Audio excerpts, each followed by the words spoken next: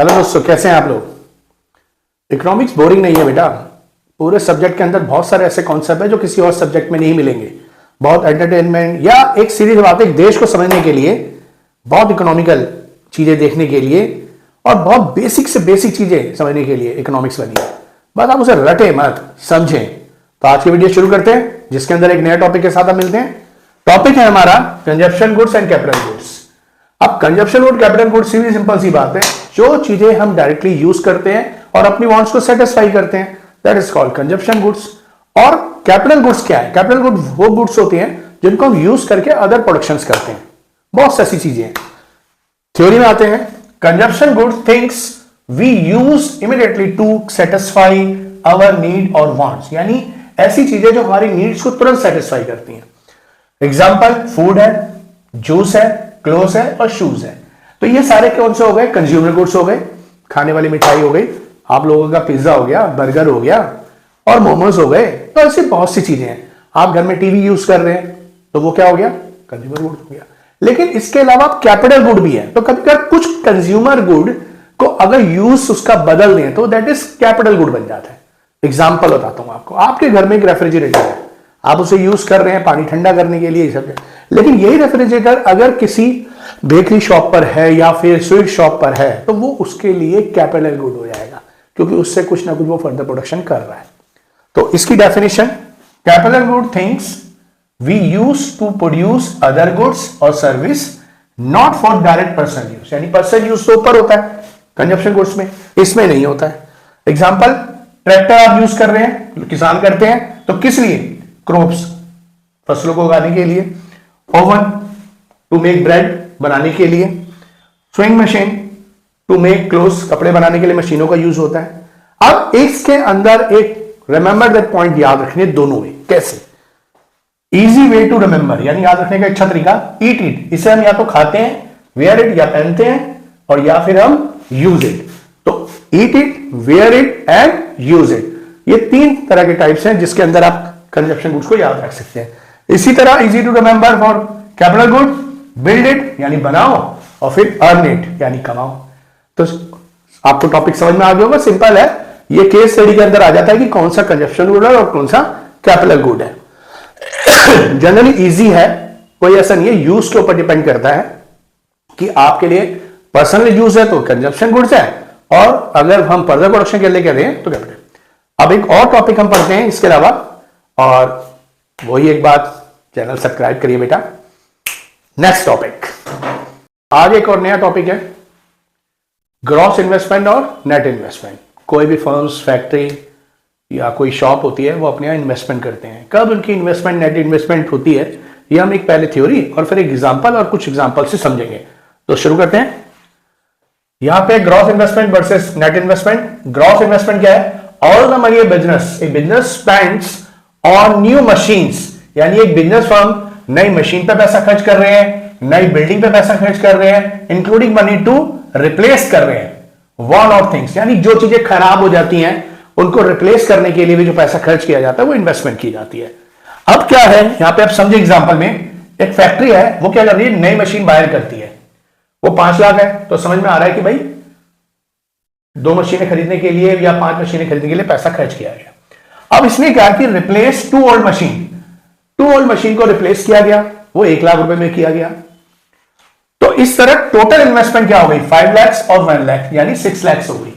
यानी ये 1 लाख पुरानी मशीन दे दी गई और 1 लाख रुपए दे दिया गया। तो आप एक तरह से समझ लें, अगर कैलकुलेशन लगाए तो 2 मशीनों की कॉस्ट हमें दिख रही है 2 लाख, वो हमें पुरानी मशीनें दे दी गई, उनकी वैल्यू 1 लाख, और जो अतिरिक्त हमने दिया वो हमारा एडिशनल वैल्यू 1 लाख।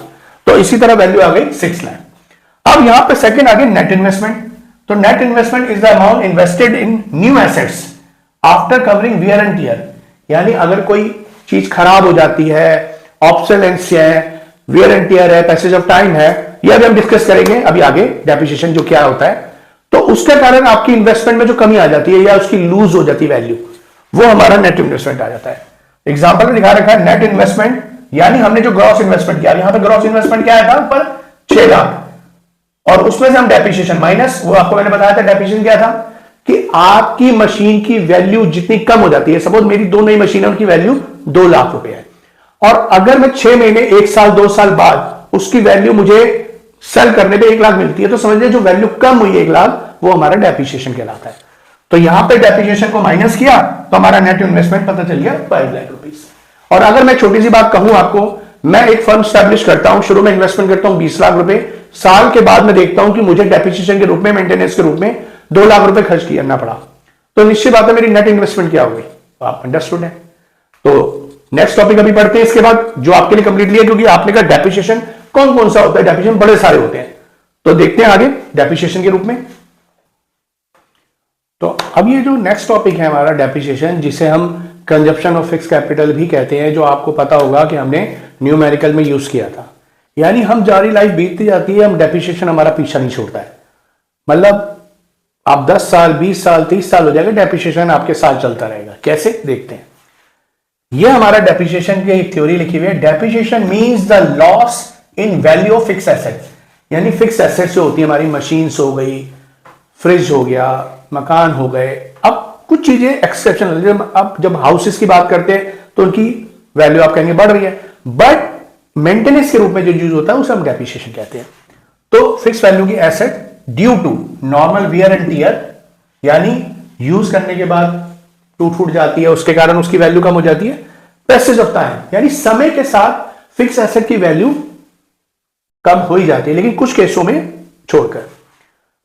और ऑब्सोलेंस, अब ये ऑब्सोलेंस हम डिस्कशन करेंगे। अब इस पर रीजन दे रखे हैं। रीजन में पहले वियर एंड टियर है। अगर हम कोई भी फिक्स एसेट को रेगुलर यूज करते हैं, जैसे मशीन हो गई, तो उसकी वैल्यू रेगुलर यूज करने में धीरे धीरे करके कम होती जाती है। आप सोचें कैसे। सपोज आपने एक वॉशिंग मशीन ली, 1 साल यूज किया, 2 साल यूज किया, तो उसकी मार्केट वैल्यू में कमी आ जाएगी। तो वो किस लिए हुआ, जो आपके रेगुलर यूज करने के कारण उसकी वैल्यू कम हो गई। अब आप कहेंगे सर रेगुलर वैल्यू के कारण भी कम होता है? नहीं, रीजन बहुत सारे हैं। कभी कभार यूज नहीं करते हैं तब भी वैल्यू कम हो जाती है। उसका सेकंड पॉइंट ये रहा, passage of time. Even in assets is not used for its value for due to ageing and expiry of its useful life. यानी एक की लाइफ है और हमने उसे यूज नहीं किया, तब भी उसकी एक्सपायरी जितनी करीब आती जाएगी, उसकी वैल्यू, वो अपनी वैल्यू कम होता जाएगा। तो ये भी एक डेप्रिसिएशन का काइंड है। थर्ड है आपका ऑब्सोलेंस। ये क्या होता है? ये होता है कि सपोज करें कोई नई टेक्नोलॉजी बाजार में आ जाती है, तो पुरानी जो टेक्नोलॉजी होती है वो आउटडेटेड हो जाती है और नई टेक्नोलॉजी आ जाती है। जैसे आप आईफोन ले रहे हैं, अब आईफोन अगर सपोज आज 17 चल रहा है, तो 16 की आउटडेटेड वैल्यू हो गई, क्योंकि वो टेक्नोलॉजी से बाहर हो गया। यहां पर ये मतलब नहीं है कि बाजार के अंदर लोग 16 यूज नहीं कर रहे, लोग तो 11 भी यूज कर रहे होंगे, कई लोग 8 भी यूज कर रहे होंगे, मगर आप देख रहे हो कि डिफरेंशिएट वैल्यू में कितना है। अगर उन्होंने जितनी वैल्यू में वो लिया था उतनी वैल्यू उन्हें नहीं मिलेगी। उसका रीजन क्या है? ऑब्सोलेंस होता है कि नई टेक्नोलॉजी के कारण पुराने प्रोडक्ट की वैल्यू अपने आप कम हो जाती है। फोर्थ नंबर है आपका एक्सीडेंट, अनएक्सपेक्टेड। क्या होता है, कभी अगर फायर, फ्लड जब आ जाता है तो आपकी चीजों को नुकसान पहुंचाता है, तो उसके कारण भी आपकी वैल्यू कम हो जाती है। और आपको ध्यान होगा एक मूवी आई थी ओ माय गॉड, तो उसमें क्या होता है, उसकी बिल्डिंग के ऊपर क्या कहता है, वो इंश्योरेंस कंपनी से मांगता है, तो कहता है एक्ट ऑफ गॉड है, इसमें आपको क्लेम नहीं मिल सकता। दैट इज कॉल्ड डेप्रिसिएशन, एक पार्ट ऑफ। तो उम्मीद करता हूं आपको डेप्रिसिएशन का रोल समझ में आ गया होगा। एक नए टॉपिक के लिए हम अगली वीडियो में मिलेंगे। आशा करता हूं आप लोगों की सब पढ़ाई सही चल रही होगी और आपके परिवार में सब सही होंगे। बेटा उम्मीद करते हैं टॉपिक क्लियर है, तो शेयर करें, लाइक करें और सब्सक्राइब करें।